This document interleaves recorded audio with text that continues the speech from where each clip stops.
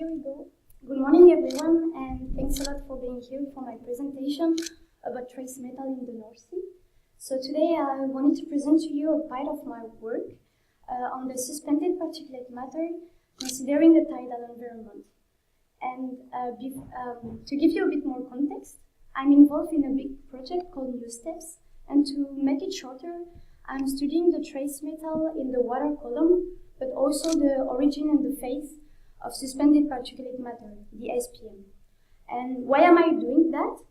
Simply because trace metal are pollutants that tend to accumulate a lot in the environment, and they also easily attach to SPM, making the SPM a good indicator of the fingerprint of natural but also anthropogenic activities. And before going into more details, I just wanted to go back at the really beginning of my PhD, when I first arrived here in Belgium and when my supervisor told me that I will have to go to the seaside on the boat. So yeah, I was really looking for it, like looking for connecting again with natures. And well, unfortunately I ended up here. So yeah, you can understand how disappointed I was that day. But well, that's the sad truth. The coastal areas are not that wide anymore, and they become really industrial, leading to a quite high input towards the environment. So well, I then started to work, but we rapidly realized that working in a tidal environment could actually influence a lot the SPM and the trace metal we were measuring. And as you can see on this GIF, it's a quite strong phenomenon here in the Belgian coast. So we started to investigate how the suspended particulate matter could be influenced by a monthly tidal cycle, so by neap tides and spring tides. And for that, we split the work into 3 phases. And for the first one, it consisting on being on a boat for the sampling. So we went to AMOW1, an offshore station, and there we deployed 2 SPM traps, one at the bottom of a tripod and one at the top of it. And I have to say that after 1 month, we were surprisingly happy to discover that we actually got a lot of SPM. And thanks to a CT scan, it reveals a nice layering of white and dark layers.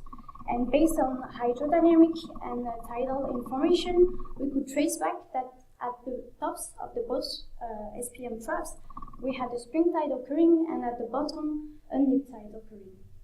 And with this in mind, I could measure the trace metal within the traps.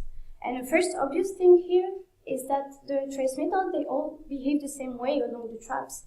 And a second thing is that the concentration are actually quite high, the one that we found, and they are really representative of an industrial area. And we could also see like differences in between the both trap, the top trap and the bottom trap. The variation were more intense for the bottom trap, the one closest to the seabed, and this could be the result of a sedimentary suspension that could give a higher concentration of trace metals. But also, we didn't see any variation in between the spring and the neap tides, but we do see an increase of trace metal right after the neap tides and just before the spring tides. And if we look at the carbon and nitrogen concentration, we can see that they also both behave the same, with a decrease of carbon and nitrogen from the neap tide to the spring tide, so following the chronological scale deposit of the SPM. Then if we look at the 2 traps, we also have here a more intense range of value variation for the bottom trap, so meaning that the changes are more strong closest to the seabed. And then if we look at the ratio of carbon and nitrogen, this gives us the information that the matter is mainly made of fresh organic material. And about the isotopes, the variation are not that significant, so meaning that the origin of the SPM does not vary drastically. But we can see from that it's a mix of marine organic matter, but also terrestrial organic matter. And so from that, here's a summary of everything that I said, basically. So we could actually trace back what was happening during the monthly tidal cycle. We can see that the concentration are quite high, specifically for the chromium, nickel, lead, zinc, and iron. So we didn't see any changes in between spring tide and neap tides, talking about SPN, but something in between with an increase. And also that when we have a quite strong differences when looking at closest to the seabed or 2 meters above. And for those of you who are not really familiar with all that topic, what you should remember, what you should take as a message home, is that it's really important to take the whole environment as its globality, like really taking into account that we are in a tidal environment, and this could lead to a better integrated management of our environment.